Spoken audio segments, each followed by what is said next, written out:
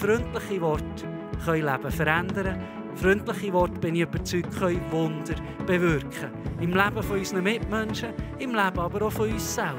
Wenn wir so schaffen, das zu sagen, schaffen, irgendwo Leute zu ermutigen, ich glaube, es hat so eine grosse Kraft. Vielleicht manchmal sogar mehr als tatkräftig helfen, als sich Mitsorgen zu machen, sondern probieren auszusprechen. Immer im Jesaja 13 haben wir gelesen, sagen wir dann auch Gott lieben, dass es gut kommt. Jetzt möchten wir aber doch auch noch recht herzlich alle begrüßen, die Predigt immer wieder auf Podcast nachschauen. Geben wir ihnen einen lauten Applaus aus dem Kalkofen raus. So schön. Habt ihr eingeschaltet?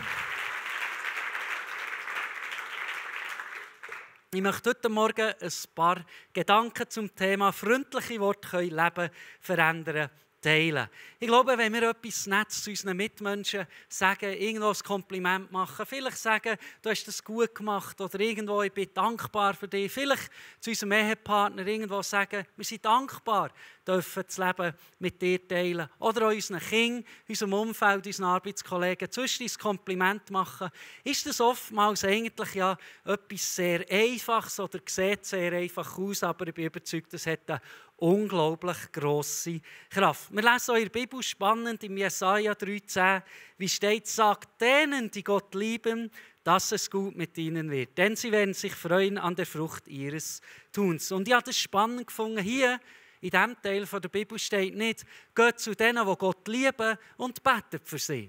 Obwohl das auch ganz gut ist. Aber hier steht, geht einfach zu den Herren, die Gott lieben und sagt ihnen, dass es gut wird. Das heisst doch nicht, geht zu den Herren, die Gott lieben und sagt ihnen, wie sie ihr Problem lösen können, sondern es heisst, wir sollen einfach sagen, dass es gut wird. Und so bin ich überzeugt, dass eigentlich ein Wort von Ermutigung, irgendetwas Kleines, du hast die Sitzung genial gemacht, du hast die Familienferien genial geplant, merci vielmals, du hast gekocht heute für uns als Familie, merci vielmals, bist du heute aufgestanden und hier in meine Firma arbeiten, merci vielmals, bist du überhaupt der Chef, dass ich an einem Ort arbeiten kann. So Wörter von Ermutigung können, glaube ich, wahnsinnig viel auslösen und auch gute Gefühle, glaube ich, uns allen immer wieder auslösen. Ich bin überzeugt, das ist auch gesund für unser Herz.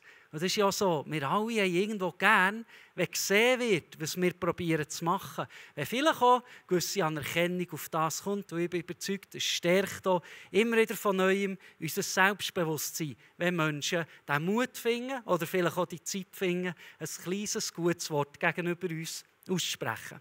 Ich durfte das auch so genial erleben vor einiger Zeit. Ich bin als junger Gil mit viel Energie aufgewachsen und ich durfte sehr schnell Hockey spielen, dass ich die Energie ein bisschen loswerden kann. Und das war ein Begleiter von meinem Leben. Ich habe den Sport geliebt. Immer von, so den Sommerferien an, wenn es langsam kälter wurde, war meine Lieblingsjahreszeit, weil mich gefreut, dass die Hockey-Saison wieder anfängt. So durfte ich lange Zeit spielen. Mit 20 habe ich dann aber die Prioritäten ein bisschen anders gesetzt und habe dann einfach noch in der Liga, so einmal in der Woche, so ein bisschen zum Bewegen gespielt. Im 2020 haben wir nachher gemerkt, als Familie, mit allem, was läuft, gut, jetzt ist der Moment da, dass ich aufhöre mit Hockey spielen. Haben uns auch wohlgefühlt bei dem, und mit der Familie, das abgesprochen, in Ehe, und gemerkt, das ist gut. In der Nacht habe ich immer wieder ein bisschen geträumt, wie es mich doch noch braucht. Oder kennen es vielleicht, wenn man manchmal etwas träumt, oder? Ich habe manchmal so geschossen in der Nacht. Und dann habe ich gemerkt, jetzt hätte ich es gut geschossen, aber dann bist du verwacht, du bist nur im Bett gewesen, hast gemerkt, okay, nein, gut, du bist nicht mehr am Hockey spielen, es ist gut, deine Zeit ist durch. So haben wir gemerkt, okay, gut, jetzt ist eine neue Phase und letztes Herbst haben wir uns entschieden, oder auch ich mich entscheiden, dass ich meine Schläfe nochmal binge und nochmal aktiv Hockey spielen. Das Problem war ein bisschen, ich bin bedeutend älter geworden. Es ist natürlich ein Sport, der viel Energie braucht und alles von ihm abverlangt. Aber ich habe gemerkt, in den Aktivfliegen sind irgendwo Kinder auf einmal auch erwachsener geworden und auch in dieser Liga spielen. Und da hat es dann manchmal so lustige Begebenheiten gegeben. Hockey ist auch etwas, wo man gerne so ein bisschen verbal austauschen, oder? Nicht nur ganz lieb gemeinte Worte, aber es ist auch etwas, was dazugehört. Und einmal sind wir so an einem Bulli gestanden und er wirklich ein sehr junger Gil, hätte ich jetzt fast gesagt, ist ein bisschen frech geworden und hat mir Zeug gesagt. Und dann habe ich gedacht, oder ist mir jetzt auf der Lippe gewesen, mit Erwachsenen redet man dann nicht so, gell?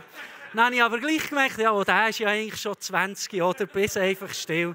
Auch wenn er vielleicht fast nur halb so alt ist. Aber warum erzähle ich das? Es hat einen Moment gegeben, lustigerweise auch im Hockey, eine Familiensonntag war das, Anfang Dezember. Wir haben die Familien eingeladen, wir durften ein Spiel spielen.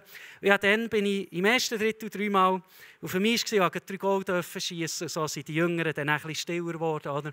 Aber nachher hat die lokale Zeitung das Gefühl gehabt, das war jetzt eine geniale Leistung von dem auch ein jung gebliebener Herr, haben ein Foto vom Kalkofen rauskopiert, das in die Zeitung geschrieben und dann dort drinnen geschrieben, dass ich mit meinen 3 Goal den Gegner wie alleine zerstört habe. Und spannend ist das, darum, was ich erzählen soll. Meine Frau hat das angeschaut und nachher hat sie gesagt, wow, ich bin stolz auf dich. In deinem Alter gegen so viele Jüngere. Das muss dir jetzt erst einen nachmachen, Potztausend. Genial, hast du das gemacht? Sie hätte ja auch sagen können. Ja, komm, jetzt tu nicht so. Du bist ja nicht mal in der höchsten Liga. Du hast ein bisschen Glück gehabt. Ich habe gesehen, du hast dort schiessen, aber der Böck ist per Zufall dort reingegangen. Sie hätte all so Sachen können sagen. Sie hat aber gesagt, ich bin stolz auf dich. Was ist passiert? Mein Rücken ist gerade geräder geworden. Und ich wusste, jetzt wird es nicht mehr lustig für alle anderen, weil jetzt komme ich nochmal mit einer neuen Energie. Und genau so ist es gekommen. Wir haben dann wirklich aufsteigen und werden nächstes Jahr eine Liga höher spielen. Aber warum erzähle ich das? Ein kleines Wort von Ermutigung, kleine Bestätigung, bin ich überzeugt, gibt auch Sicherheit. Es tut gut. Wir lesen in den Sprüchen 16,24 steht, ein freundliches Wort ist wie Honig. Angenehm im Geschmack und gesund für den Körper. Ich glaube, es ist genau das. Oftmals denken wir vielleicht sogar, das war jetzt noch gut gewesen. Aber wir entscheiden uns nicht, die Wörter aussprechen oder die Leute um uns herum zu ermutigen. Und spannend ist, ich habe mir das so ein bisschen angewandt, wirklich meiner Frau auch zu sagen, wie gut sie aussieht. Und sie sieht wunderbar aus. Es ist ja so, aber ich habe mir auch das so wie zur Routine gemacht, dass sie das sagen. Spannend ist, sie hat mir noch nie gesagt, jetzt hör mal auf. Das nervt mich jetzt an. Das hast du mir schon so manchmal gesagt. Hör doch auf, jetzt mir zu sagen, ich sehe gut aus. Warum? Ich bin überzeugt, wir alle schätzen es, wenn auch gute Sachen ausgesprochen werden. Wenn wir vielleicht auch als Eltern unterwegs sind, ist es das eine, wenn die Kinder gute Noten heimbringen, zu sagen, ich bin stolz auf dich, du hast das gut gemacht. Ich glaube, dann ist für sie klar, dass sie etwas Gutes gemacht haben. Aber vielleicht auch, wenn sie herausfordernde Tage haben, Tage, wo es anspruchsvoll ist, Tage, wo sie vielleicht sogar uns enttäuscht haben, nicht das Kind waren, das sie selber sein wollten, dass wir auch dann können sagen, wir sind stolz auf dich, du wirst deinen Weg machen. Und wir finden immer wieder Geschichten in der Bibel, die uns, glaube ich, auch sehr ermutigen, immer auch wieder diese Sachen zu sagen. Unser Leben vielleicht auch ein bisschen zu sehen als Aufgabe, Menschen um uns herum zu ermutigen, dass sie zur besten Version von sich selber werden. Wir finden eine spannende Geschichte im Johannes Kapitel 4, wo Jesus uns so viel lernen kann. Jesus trifft eine Frau, einen Brunnen, nicht eine Frau, einen Brunnen, sondern einen Brunnen, eine Frau, trifft er dort. Und er hat schon im Vorfeld gewusst, dass die Frau Entscheidungen gefällt, die vielleicht nicht so gedacht war, wo Jesus hat gedacht, okay, du hättest das anders machen können. Aber Jesus geht spannend an diesen Austausch her. Er tut die Frau weder verurteilen, sondern tut ihr in vollem Respekt und Freundlichkeit schrittweise offenbaren, dass er alles weiss, was sie in der Vergangenheit falsch gemacht hat. Er tut aber nie ein Wort vom Beschweren oder vom Ausrufen oder eben vom Verurteilen wählen, sondern bleibt stets freundlich. Und so passiert es, dass die Frau ihr Herz auftut und sogar Jesus so in dieser Begebenheit ihr kann viel mehr als freundliche Worte geben. Wir lesen in dieser Geschichte, wie Jesus ihr vom lebendigen Wasser erzählt, also von dem, dass sie ewiges Leben wird können haben. Ich habe es spannend gefunden, wie die Frau nachher rausgegangen ist, aus dem wir lesen im Johannes 4,39 steht, viele Samaritaner aus jenem Ort glaubten jetzt an Jesus. Die Frau hatte ihnen bezeugt, er hat mir alles gesagt, was ich getan habe. Und auf ihr Wort hin glaubten sie. Hat vielleicht Jesus die Frau nur verurteilt? Nicht auch gute Sachen gesagt. Ich weiss nicht, ob sie so begeistert war von dem Jesus, der jetzt ein bisschen mit ihr geredet hat, dass sie allen erzählen, auch Positives erzählen, dass Jesus da ist. Und so Menschen können zum Glauben kommen. Ich glaube, wir dürfen probieren, vielleicht auch ein bisschen abzulegen, so ein bisschen die Mentalität, wenn ich nichts sage, dann ist es schon gut. Gell? Und wenn ich dann irgendwo nicht zufrieden bin oder was, dann tue ich es dann schon sagen. Manchmal ist das ein bisschen Sinn, aber ich habe es ein bisschen probiert so aufzuschreiben. Ich glaube, wir dürfen probieren, grosszügig mit Lob und Anerkennung zu sein und bescheiden mit unseren eigenen Bedenken und Beschwerden. Und das selber auch schon erleben, wie wir als Kinder unterwegs sind und vielleicht neue, grössere Sachen sind angestanden. Und ich habe mich an x Situationen austauschen, wo ich auch eng mit dem Könnu unterwegs war und wir haben austauscht, ob das geht, ob Gott uns vielleicht nicht zu viel zutraut oder was und immer. Und ich habe dort auch schon wie gesagt, ich bin nicht sicher, ob ich das kann, was von mir vielleicht verlangt wird. Ob ich überhaupt genug intelligent bin, genug Fähigkeit habe, das zu machen. Und spannend ist, wie der Könnu vielfach zu mir gesagt oder immer wieder sagt, da habe ich gar nicht Angst, ich bin überzeugt, du kannst das. Jetzt ist es spannend, was löst das in mir aus? Es gibt mir auch eine Sicherheit. Eine Sicherheit dürfen durchs Leben gehen, weil jemand an mich glaubt, weil jemand sagt, du wirst es gut machen können. Ich denke auch an meinen eigenen Papa, der seit Jahren das Wort von Ermutigung wählt, immer wieder, wenn wir aus Begegnung rausgehen, er mir sagt, ich staune, was du machst mit deinem Leben. Du machst das so genial. Ich staune, was du alles kannst bewegen kannst. Die Worte gehen mit ins Herz. Und auch warum? Weil sie mir Sicherheit geben in dem, was ich probiere zu bewegen, zu machen. Würde vielleicht so Personen in meinem nahen Umfeld nicht immer auch wieder die Wörter von Ermutigung wählen, weiss ich nicht, ob ich machen darf, was ich mache. Ob ich vielleicht auch der Vater sein darf, den ich sein darf. Weil oftmals kommt es ja gar nicht aus dem eigenen raus, sondern vielmehr auch, weil Menschen in unserem Umfeld an uns glauben. Und ich glaube, Sprüche 2025 sagt dort genial, Sorgen drücken Menschen ab, aber freundliche Worte richten ihn wieder auf. Ich glaube, ein SMS schreiben geht vielleicht, je nach Geschwindigkeit oder nach Fülle, 5 Sekunden, 20 Sekunden, mit nur Herzchen schicken, nur 1 Sekunde, aber auch die sind freundlich gemeint. Aber vielleicht schnell ein SMS schreiben.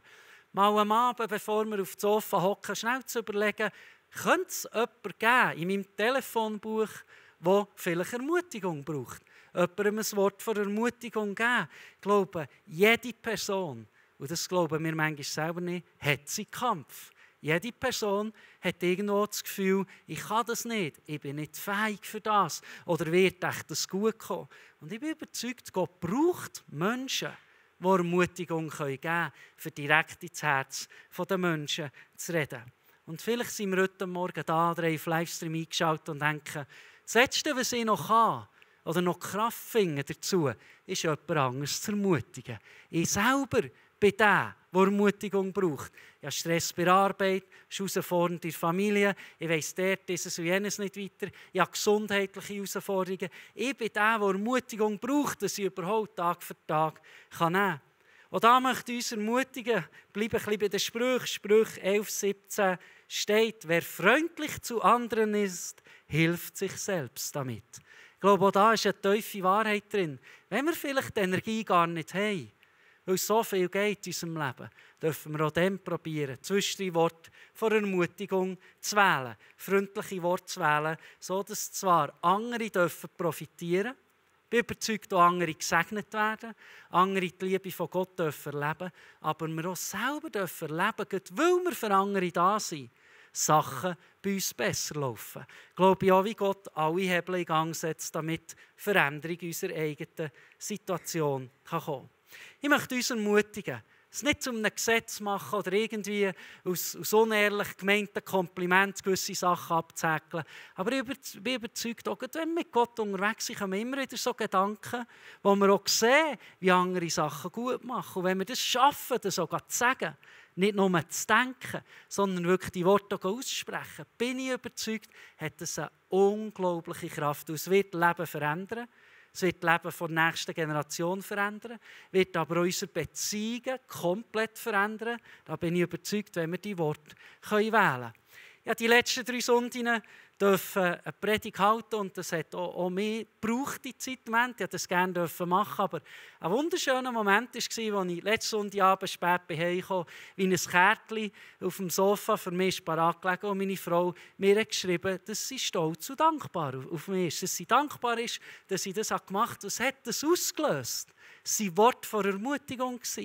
Es hat mich bestärkt, es hat mir Freude gemacht, es hat mich im Herz berührt. Hat sie das vielleicht nur gedacht und denkt, ja, das hat er nicht schlecht gemacht, hoffentlich hilft er jetzt wieder ein bisschen mehr daheim, ist nicht so nervös am Samstag am Abend oder was auch immer. Er denkt, ja, er hat sie im Grundsatz nicht schlecht gemacht, der hat das bei mir nicht bewegt. Aber weil sie sich die Zeit hat genommen, ein einfaches Kärtchen zu schreiben, hat es mich bestärkt. Und ihr merkt, ich möchte uns ermutigen, dass wir dranbleiben. Dass wir auch, dass wir uns irgendwo zu einer täglichen Angewohnheit probieren zu machen. Nicht durchs Leben zu gehen mit dem Blick, was ist alles für mich, was kann ich alles machen, wo überkomme ich, sondern dass wir auch durchs Leben gehen und vielleicht mal sehen, wo kann ich ein Segen sein.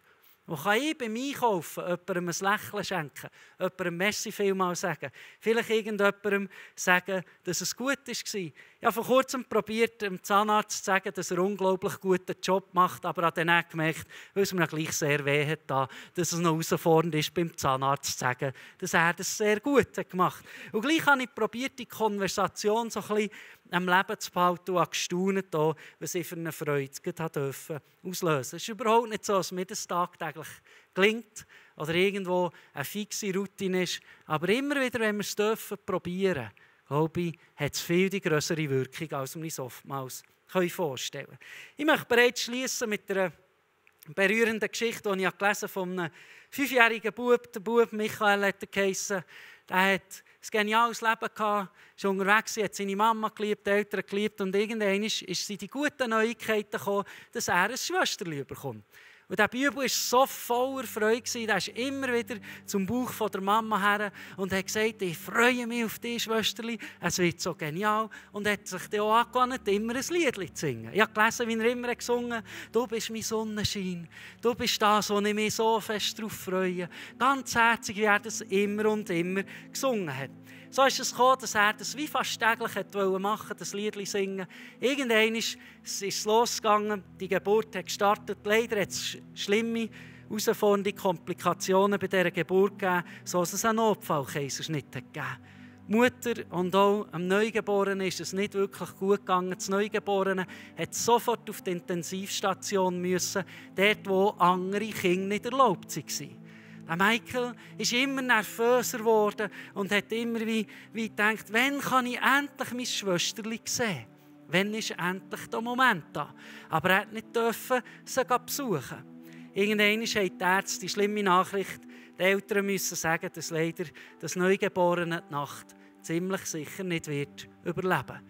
Die Mama denkt, ich kann das Michael nicht antun, dem Bübel, der gerne gesungen hat, dass er sein Schwesterchen nicht einmal lebend hat sehen. So hat sie sich entschieden, den Michael reinzuschmuggeln in die Intensivstation, irgendwo probiert, neben der Ärzte und der Krankenschwester nebendurch zu nehmen, sodass er zumindest einmal sein Schwesterchen noch sehen kann. Die Schwesterchen ist an den Schläuchen gehangen und der Michael, der Bübel, ist irgendwo erklüpft und ist auch in der Überforderung, hat er nicht gewusst, was sagen, ob er sich jetzt freuen soll oder nicht. Er hat sich entschieden, dort einfach das Lied zu singen. Er hat angefangen zu singen, du bist mein Sonnenschein, du bist das, was ich mich gefreut habe. Ich freue mich darauf, noch so viel mit dir zu erleben, sein angewandtes Lied. Was ist passiert? Der Puls von diesem Mädchen ist von einer viel zu schnellen Geschwindigkeit auf das Mal in eine Ruhe gekommen. Genau in diesem Moment ist er entdeckt worden. Die Krankenschwester wollte sagen, du musst sofort hier raus und sieht, dass der Puls oben runter ist gekommen. Mama und auch die Krankenschwester haben mich gesagt, sing nur weiter, hör ja nicht auf. Und der Bübel hat gesungen und gesungen und gesungen und gesungen. Die glauben es nicht, dem Töchterli ist von diesem Moment an nur gut gegangen, es ist ob sie gegangen und sie haben das Spital nur ein paar Tage später verlassen. Das Mädchen ist heute gesungen, parat im Leben und es zeigt uns so schön, freundliche Worte können Leben verändern. Freundliche Worte, bin ich überzeugt, können Wunder bewirken. Im Leben von unseren Mitmenschen, im Leben aber auch von uns selber. Wenn wir so schaffen, das zu sagen, schaffen, irgendwo Leute zu ermutigen. Ich glaube, es hat so eine grosse Kraft. Vielleicht manchmal sogar mehr als tatkräftig helfen, als sich Mitsorgen zu machen, sondern probieren auszusprechen. Immer im Jesaja 13 haben gelesen, sagen wir dann auch Gott lieben, dass es gut kommt. Im Hebräer 3,13 steht, ermutigt einander jeden Tag. Ich glaube, eine Zusage, die wir mitnehmen dürfen. Einander, den Menschen, die wir zusammen unterwegs sind, Familiensonde, vielleicht auch, wenn wir alleine unterwegs sind, am Arbeitsplatz, Leute, die wir im öffentlichen Verkehr treffen, wo immer, um mal zu ermutigen. Ich glaube, das hat eine Kraft für das Leben der Mitmenschen, aber auch für unser eigenes Leben.